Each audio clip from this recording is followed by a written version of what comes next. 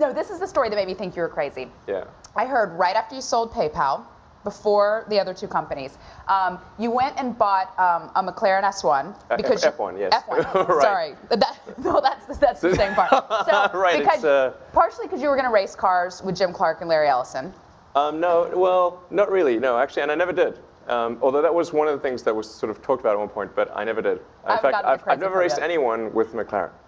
I had it for several years, and I put 11,000 miles on it, and I drove it from LA to San Francisco. It was my daily driver, which is a crazy car to have as a daily driver, particularly on the 405. So, but I understand when you got it, yeah. You're driving down 280, and you wrecked it. No, well. And let me just tell the story, and then you can correct it. Because the story's great, and I hope it's true. Let's see if the story that you tell is actually how that compares to the reality, because the reality is pretty messed up. So, hopefully the reality's better.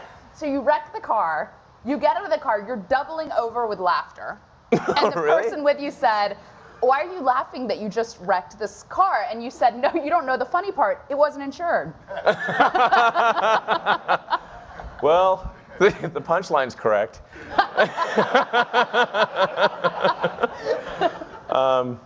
Yeah, so I was driving up Sand Hill Road with Peter Thiel, one of the co-founders of PayPal. We were actually driving to see Mike Moritz. This is in 2000. And so we're driving up Sand Hill Road. I didn't really know how to drive the McLaren. And Peter says, so what can this do? And then, like, I'm probably number one on the list of famous last words. I said, "Watch this." So I floored it. I floored it and did a lane change on Sand Hill. And so the McLaren has no traction control or anything. It's massive power to the wheels. So 640 brake horsepower, and it only weighs a ton. So it has massive power to weight. It can brake the wheels free at 80 miles an hour.